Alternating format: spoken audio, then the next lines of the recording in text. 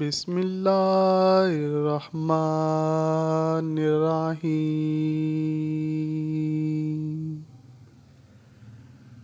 حضرت سعد رضی اللہ تعالیٰ عنہ سے روایت ہے کہ میں نے ایک دفعہ نبی کریم صلی اللہ علیہ وآلہ وسلم سے عرض کیا، یا رسول اللہ صلی اللہ علیہ وآلہ وسلم، لوگوں میں سب سے زیادہ سخت آزمائش کس کی ہوتی ہے؟ رسول اللہ صلی اللہ علیہ وآلہ وسلم نے فرمایا، انبیاء کی۔ میں نے پوچھا اس کے بعد؟ رسول اللہ صلی اللہ علیہ وآلہ وسلم نے فرمایا، پھر درجہ بدرجہ مقربین کی۔ آدمی کی آزمائش اس کے دینی مقام کے مطابق ہوتی ہے۔ اگر دین میں مضبوط ہو تو سخت آزمائش ہوتی ہے۔ ناظرین گرامی، یہ بھی متفقہ علیہ ہے کہ انبیاء کرام میں سب سے زیادہ آزمائش اللہ پاک نے اپنے سب سے محبوب بندے سید المرسلین، محبوب رب کائنات، شافع محشر حضرت محمد صلی اللہ علیہ وآلہ وسلم پر ڈالی ہیں۔ بے شک یہ اللہ پاک کی اپنی ہی حکمتیں ہیں۔ بندے کا علم تو محدود ہوتا ہے۔ اللہ نے اپنے محبوب حامل مقام محمود صلی اللہ علیہ وآلہ وسلم کو اس حال میں دنیا میں بھیجا کہ آپ کی آمد سے پہلے ہی آپ کے شفیق والد اس دنیا سے کوچ فرما چکے تھے۔ پھر جب حضور اکرم صلی اللہ علیہ وآلہ وسلم 6 سال کے ہوئے تو آپ کے سر سے ماں کی ممتا کا سایہ بھی اٹھ گیا۔ اب دادا کی شفقت ہی سب سے بڑا سایہ تھی۔ دادا اپنے اس یتیم پوتے کا بے حد خیال رکھتے۔ وہ ان کی نیند و راحت، خوراک اور لباس کا بخوبی خیال رکھتے، اور اس قدر خیال رکھتے کہ دیکھنے والے حیرت میں ڈوب جاتے۔ آپ کو دادا سے اتنی محبت اور شفقت ملی کہ آپ نے کبھی والد اور والدہ کی کمی محسوس نہ کی۔ ناظرین گرامی، یہ اس دور کی بات ہے جب 70 سال بعد یمن کو سیف حمیری نے حبشیوں کے قبضے سے چھڑا کر وہاں پر اپنی حکومت قائم کی۔ سیف حمیری کی اس کامیابی سے پورا عرب خوش تھا۔ اس کی بڑی وجہ یہ تھی کہ یہ حبشی ہر طرح سے مکہ والوں سے دشمنی مول لیتے تھے، اور یہی وہ حبشی تھے جنہوں نے ابرہہ کا ساتھ دیا جب اس نے مکہ پر حملہ کیا تھا۔ خیر، مکہ سے ایک وفد یمن کے نئے بننے والے بادشاہ سیف حمیری کو مبارکباد دینے کے لیے روانہ ہوا۔ اس لشکر کی قیادت نبی کریم صلی اللہ علیہ وآلہ وسلم کے دادا جان حضرت عبد المطلب کر رہے تھے۔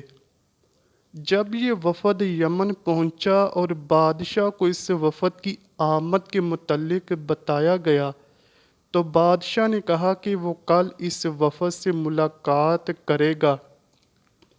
رات گزارنے کے بعد بادشاہ سیف الحمیری نے یہ حکم دیا کہ وہ صرف وفد کی قیادت کرنے والے شخص سے ملنا چاہتا ہے۔ چنانچہ حضرت عبد المطلب اس کے دربار میں پیش ہوئے تو بادشاہ نے سارے دربار کو کہا کہ ہم دونوں کو اکیلا چھوڑ دیا جائے۔ اس کے بعد بادشاہ کہنے لگا، ہماری کتابوں میں لکھا ہے کہ مکہ کی سرزمین پر ایک ایسا بچہ پیدا ہوگا جس کے دونوں کندھوں کے درمیان بالوں کا ایک گچھا ہوگا۔ اس کا نام محمد صلی اللہ علیہ وآلہ وسلم رکھا جائے گا۔ وہ یتیم ہوگا، اور اپنے دادا کی کفالت میں ہوگا، اور ہمارے علماء کے مطابق یہی وہ وقت ہے۔ کیا آپ نے ایسا بچہ دیکھا ہے؟ حضرت عبد المطلب فرمانے لگے، ہاں، میرے پوتے میں یہ سب خصوصیات موجود ہیں۔ بادشاہ کہنے لگا، بے شک میں یہ سب جانتا ہوں، کیونکہ میرے جاسوس مکہ میں موجود ہیں۔ میں یہ بھی جانتا ہوں کہ وہ بچہ کوئی عام نہیں ہے، اور آپ بھی یہ جانتے ہیں۔ بادشاہ مزید کہنے لگا، اگر مجھے یہ ڈر نہ ہو کہ اس بچے کے سبھی دشمن ہو جائیں گے تو میں ابھی سے آپ کی اور اس بچے کی عظمت کا اعلان کر دیتا۔ اس کے بعد بادشاہ نے سارے وفد سے ملاقات کی، سب کو بہت عزت دی اور ڈھیر سارے انعامات، ہیرے جواہرات، 1000 اونٹ دے کر ان کو روانہ کیا، اور ساتھ میں بتا دیا کہ یہ سب تمہارے سردار عبد المطلب کی خوش اخلاقی کی وجہ سے ہے۔ بس جب یہ قافلہ مکہ پہنچا تو ہر طرف دھوم مچ گئی۔ سبھی کہنے پر مجبور ہوئے کہ حضرت عبد المطلب کو بادشاہ نے بہت عزت دی ہے اور انہیں اپنی سرحد تک خود چھوڑ کر گیا ہے۔ اس واقعے کے بعد سے حضرت عبد المطلب کا مکہ میں رعب و دبدبہ پہلے سے زیادہ ہو گیا۔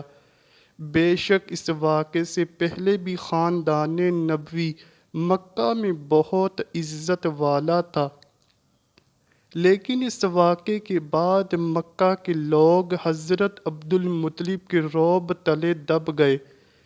حضرت عبد المطلب کی زندگی بھر کا معمول تھا کہ سونے کے وقت میں کوئی ان کی خوابگاہ کے اندر نہیں آ سکتا تھا، نہ ہی کوئی ان کے بستر پر بیٹھنے کی جرت رکھتا۔ اب ننا محمد صلی اللہ علیہ وآلہ وسلم نہ صرف ان کی خوابگاہ کے اندر جا سکتے تھے، بلکہ اپنے اس پوتے کے بغیر وہ خوابگاہ سردار قریش کو گوارا ہی نہ تھی۔ وہ اپنے سارے معمولات کو ترک کر کے حضرت صلی اللہ علیہ وآلہ وسلم کو اپنے ساتھ سلاتے اور ان کی ہر خواہش پوری کیا کرتے۔ رسول اللہ صلی اللہ علیہ وآلہ وسلم کے بچپن میں بعض حیران کن واقعات پیش ہوئے ہیں۔ ان میں سے ایک واقعہ سیرت نگاروں نے لکھا ہے۔ اس کے مطابق بنو مدرج کے لوگ کھوج لگانے کے ماہر تھے۔ جس شخص کا پاؤں ایک بار بھی دیکھا ہو، وہ زمین پر اس کے نقوش پا کر فوراً پہچان لیتے کہ یہ اسی کے نقوش ہیں۔ ایک مرتبہ یہ لوگ مکہ میں آئے تو انہوں نے عبد المطلب سے ملاقات کے دوران کہا، اپنے اس بچے کی بہت ہی حفاظت کرنا، کیونکہ یہ بچہ عام نہیں۔ اس کے قدم سے زیادہ مقام ابراہیم پہ لگے قدم سے مشابہ کسی شخص کا قدم ہم نے کبھی نہیں دیکھا۔ ناظرین گرامی، رسول اکرم صلی اللہ علیہ وآلہ وسلم کی عمر مبارک 8 سال ہوئی تو اللہ پاک کی طرف سے ایک اور آزمائش آ گئی۔ وہ تھی آپ کے دادا جان کا آخری وقت۔ تمام اہل و عیال حضرت عبد المطلب کے گرد جمع ہیں۔ عربوں کی یہ روایت تھی کہ جب بھی کوئی بزرگ موت کے قریب ہوتا تو وہ اس کی شان میں اشعار پڑھتے تھے، اسی لیے سب اپنے اپنے اشعار پیش کر رہے تھے۔ حضرت عبد المطلب کی آنکھیں نکاہت کی وجہ سے بند ہو رہی تھیں۔ تمام اہل و عیال کو حضور پاک صلی اللہ علیہ وآلہ وسلم کے ساتھ حسن سلوک کی وصیت فرمائی۔ خصوصی طور پر حضرت ابو طالب کے ہاتھ میں حضور نبی کریم صلی اللہ علیہ وآلہ وسلم کا ہاتھ دے کر فرمایا، اے میرے بیٹے، سن لے اور یہ ذہن نشین کر لو یہ کوئی عام نہیں بلکہ اللہ کا خاص بندہ ہے، جس کے قدم کے نشان ہمارے جد ابراہیم کے قدموں کی تصویر ہیں۔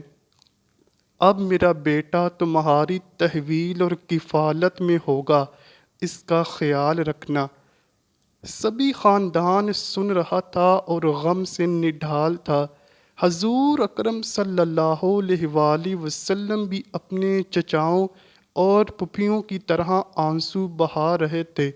حضور پاک صلی اللہ علیہ وآلہ وسلم کی پھپھی امیمہ نے اپنے جذبات کا اظہار کیا تو حضرت عبد المطلب کی آنکھیں بند ہو چکی تھیں، زبان بھی ہل نہ سکتی تھی، مگر ابھی تک زندہ تھے اور ہوش میں تھے۔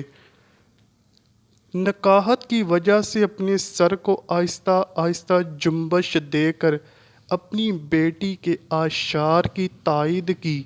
یہ اعشار سنتے سنتے ہی ان کی روح قفس انصری سے پرواز کر گئی۔